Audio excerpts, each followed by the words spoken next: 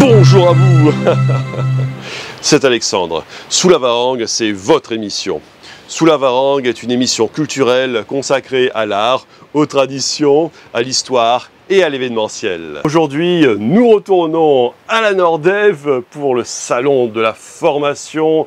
Et cette fois-ci, nous allons nous intéresser à la formation des coachs en entreprise et aussi au BTS Tourisme.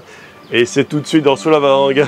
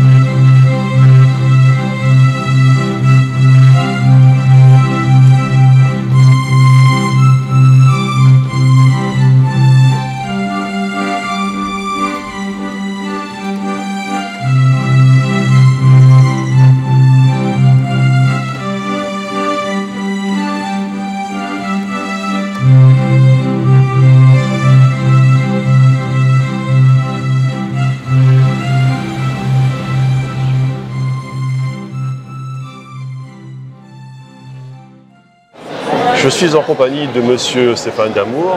Monsieur, vous êtes président de l'Institut de l'Ennéagramme de l'Océan Indien. Alors, cet institut, il me semble que c'est un centre de formation qui forme les coachs pour les entreprises et aussi pour l'humain. Exactement, oui, c'est bien ça. Bonjour, je m'appelle Stéphane Damour, je suis le président de l'Institut de l'Ennéagramme de l'Océan Indien. Je suis également coach professionnel et formateur dans l'amélioration des relations humaines. Donc, mon métier consiste à permettre aux personnes d'atteindre leurs objectifs, de trouver les solutions à leurs problématiques et puis d'être plus heureux dans leur travail ou dans la vie personnelle. Donc moi je suis coach professionnel depuis 2004, installé sur La Réunion, donc je suis réunionnais. On a créé l'Institut avec Nathalie Hibon en 2016 et notre organisme forme des coachs professionnels pour pouvoir déployer le plein potentiel humain, que ce soit en entreprise ou dans la vie privée, c'est du life coaching ou du coaching professionnel, et aider les personnes à atteindre leurs objectifs. D'accord. Alors, apparemment, il y a deux parties. Il y a pour les entreprises et pour la vie privée. Alors, pour les entreprises, je pense que ça doit être au niveau de la gestion, au niveau de l'organisation. Alors, c'est à tout niveau, en fait, c'est-à-dire qu'on a une approche globale de l'humain, quelles que soient les problématiques que rencontre la personne en entreprise, que ce soit au niveau relationnel, organisationnel, que ce soit au niveau personnel, problèmes de motivation, de confiance en soi, etc. On peut intervenir en tant que coach professionnel.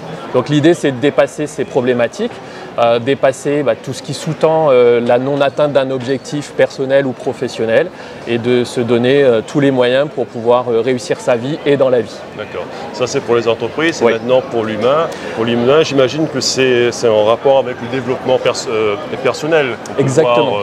On a vu fleurir justement sur Internet, se développer. Et voilà. Oui, c'est ce qu'on va plutôt appeler le life coaching ou le coaching de vie. Donc là, on est plus sur des problématiques personnelles. Alors ça peut être conjugal, familial ou voilà, comme je vous disais tout à l'heure, de confiance en soi, d'estime de soi ou d'affirmation de soi, que ce soit dans les relations avec les amis ou avec la famille. Voilà, on peut aussi intervenir et aider à lever ces problématiques, à trouver des solutions. Alors le coach, lui, il n'amène pas de solution, il va vraiment aider la personne à faire émerger ses propres solutions puisque c'est sa vie, ça lui appartient. Et nous, on est là vraiment en facilitateur pour cette émergence de solutions. D'accord. Et pour les entreprises, est-ce que ce sont plus des conseils techniques pour la gestion ou plus des conseils moraux, un peu dans le style à la Rocky, on va dire, ou pour... bon, je prends ça comme exemple parce que oui. Quand on imagine le développement personnel, on pense à des boxeurs ou à des sportifs de haut niveau. Et donc, est-ce qu'on rentre un petit peu dans ce cadre-là? Est-ce que c'est une formation pour le mental, justement, pour être capable d'aller au-delà des problématiques, des problèmes et des obstacles qu'on peut rencontrer sur la route, justement? Voilà. Alors, l'essence du coaching, c'est que nous ne sommes pas en posture de conseiller. Donc, à la différence peut-être d'un entraîneur sportif ou d'un coach sportif qui va conseiller la personne pour tel ou tel exercice physique, d'entraînement, nous, en tant que coach professionnel, dans l'essence du métier, on ne va pas apporter des solutions ou on ne va pas apporter son avis. On va vraiment faire en sorte que ce soit la personne qui soit autonome dans la gestion de ses problématiques. Donc oui, on va utiliser des outils pour gérer le mental, pour les aider à éventuellement dépasser leurs limites, si toutefois il y a lieu. Souvent, on va dire qu'il faut sortir de sa zone de confort. Moi, je ne suis pas très fan de ça.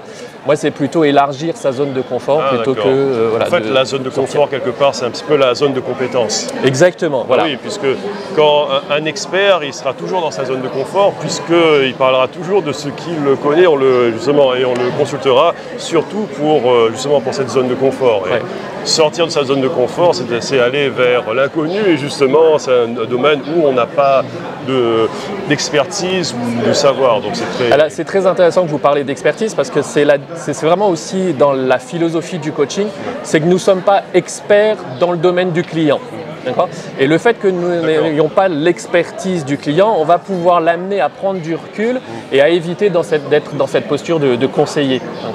Nous, on est plutôt experts d'un processus. Voilà, donc on a plutôt une approche de la maïotique comme Socrate, c'est de faire accoucher les esprits. Et donc là, l'idée, c'est d'aller questionner le client dans son domaine d'expertise sans que nous, on l'ait. Et c'est aussi un petit peu comme Platon, faire sortir de la caverne les entreprises pour qu'elles aillent vers la lumière. Et donc oui, c'est très intéressant. Ce qui est bien, c'est que dans la formation que vous donnez, vous n'êtes pas spécialiste dans les domaines des entreprises, mais cela vous permet de dézoomer justement et d'avoir du recul et d'avoir une image globale de l'entreprise dans son environnement. Exactement. Donc c'est ce qui permet d'avoir une vision, on va dire, tactique. Et c'est beaucoup plus sur la stratégie, on va dire. Exactement. Sur la stratégie, sur la vision d'ensemble. Voilà. On a quelques notions qui sont des notions de base sur les thématiques d'entreprise, que ce soit pour les dirigeants, les managers ou les salariés. Mais on laisse l'expertise aux clients. Nous, on arrive sur un autre domaine d'expertise qui est vraiment l'accompagnement à l'atteinte d'un objectif. D'accord. Et qu'aimeriez-vous dire à des clients qui aimeraient s'intéresser à votre centre de formation, justement? On a besoin de beaucoup de personnes qui vont aider les autres à s'en sortir, parce qu'on a tous besoin d'aide. C'est-à-dire que moi-même, j'ai mes propres superviseurs et coachs. Donc, il y a des problématiques qu'on ne peut pas résoudre par soi-même, et on a besoin de quelqu'un. Voilà. Et donc la moisson est abondante, mais les ouvriers sont vraiment peu nombreux. Donc venez vous former au coaching professionnel avec nous et rejoignez notre club de coach. Et une dernière question, est-ce que c'est plus la philosophie d'Anthony Robbins, justement, qui est un coach très connu aux États-Unis, ou c'est plus un autre coach qui… Alors on est moins dans le show, dans le spectacle qu'Anthony Robbins, mais on va quand même utiliser des outils similaires, notamment avec la programmation neurolinguistique. Alors nous, on a d'autres outils comme l'énéagramme ou l'analyse transactionnelle. Donc ça, c'est une boîte à outils que le coach va pouvoir utiliser, comme Anthony Robbins le fait, mais d'une manière moins spectaculaire, puisqu'on n'est pas là forcément pour faire le show. D'accord. Alors c'est intéressant parce qu'avec l'énéagramme, c'est que ça fait penser à la fois au thème astral de quelqu'un, et en même temps il y a un petit côté homme Vitruve de Léonard de Vinci, et c'est très mystérieux, il y a un genre de numérologie, et voilà. Oui, c'est vrai que le schéma en lui-même fait apparaître un côté ésotérique à l'outil, mais en fait il n'y a rien de ça. C'est un outil mathématique et philosophique, c'est un outil de diagnostic psychologique qui présente 9 profils. Donc on garde le mystère, on ne vous en dit pas plus, venez vous former avec nous et vous verrez qu'il n'y a rien d'ésotérique. Bien, monsieur, je vous remercie. Merci à vous, en tout cas, et bonne continuation. Merci. Je suis en compagnie de Laurane, et Laurane, vous êtes étudiante en 2e année de BTS. Bonjour, je m'appelle Laurane, je suis une étudiante de 2e année en BTS Tourisme au lycée Varis de Parny. En quoi consiste justement cette formation de BTS Tourisme? Alors cette formation, il faut savoir que c'est pour une durée de 2 ans. Ouais. C'est une formation initiale et en fait ça nous amène à savoir un peu plus sur les métiers du tourisme tels que agence de voyage ou sinon dans le secteur aéronautique, etc. D'accord. Et il y a eu déjà beaucoup de jeunes qui sont venus s'intéresser justement. Oui, nous avons eu beaucoup de jeunes, aussi des parents qui sont venus nous s'intéresser pour leurs enfants. Donc voilà. Et donc, en quoi consiste cette formation? Alors, j'ai vu il faut parler plusieurs langues, Oui. notamment l'allemand. Il y a des formations justement qui sont faites à l'étranger. D'ailleurs, c'est ce qu'on appelle des éductours. C'est ça, ça, ouais. c'est ça. Et nous sommes aussi en partenariat avec Erasmus+. Donc nous pouvons aller à l'étranger pour un peu plus connaître. Vous avez fait déjà une formation, c'était en Allemagne? C'est ça. Grâce à Erasmus+, j'ai eu un Berlin, stage de 2 mois Ouais. dans une entreprise de visite à Berlin. Alors le principe justement c'est de se former à l'étranger, dans les entreprises qui s'intéressent au tourisme et voir quelles sont les techniques, comment ça se passe. C'est ça. Donc alors si on voit, alors il y a culture générale expression, tourisme et territoire. Donc ce sont des prestations pour des formations dans le tourisme. C'est la prise en charge des touristes pour les orienter vers les circuits touristiques, que ce soit les hôtels ou les lieux historiques. C'est les compétences à avoir. Voilà. Et est-il nécessaire de parler plusieurs langues justement? C'est un atout, ce n'est pas obligatoire, mais il faut savoir que dans le tourisme, il faut parler plusieurs langues quand même pour pouvoir communiquer avec les étrangers. Donc on va dire que oui, il faut savoir parler plusieurs langues, au moins l'anglais et ensuite une langue telle que l'allemand ou l'espagnol. D'accord, très bien. Et qu'aimeriez-vous dire à un jeune qui aimerait s'intéresser à la formation BTS Tourisme? De foncer, de ne pas hésiter et franchement d'y aller parce que c'est une formation incroyable où on apprend davantage sur le secteur du tourisme et que ça vous apportera beaucoup de choses. Voilà. Et puis on voyage beaucoup dans cette formation. Exactement, voilà. Nous sommes à La Réunion, c'est une formation initiale mais nous voyageons à travers notre formation et c'est ça qui est super. Ok, très bien. Laurent, je vous remercie. Merci beaucoup à vous. Ce salon de la formation 2023 à la Nordève est toujours un succès. Voilà.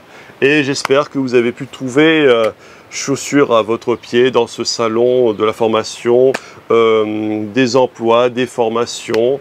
Et moi, je vous souhaite une bonne journée et je vous donne rendez-vous pour un prochain numéro dans Sous la Varangue. À très bientôt.